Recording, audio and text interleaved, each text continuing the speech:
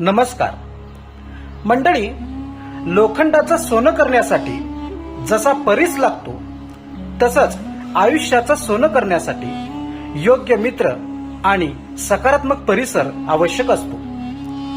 आपण कोणासोबत राहतो आणि कुठे वावरतो यावरच आपल्या विचारांची प्रगती होत असते. राजकारण असो की समाजकारण, जर तुमची संगत ध्येयवादी असेल तर तुमच्या हातून विधायक कार्य घडते. चुकीची माणसे आपल्याला मागे खेचतात, पण परिसासारखे मित्र आपल्याला यशाच्या शिखरापर्यंत नेतात.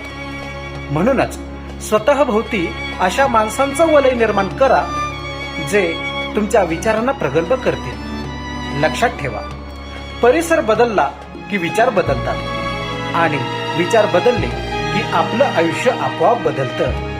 धन्यवाद.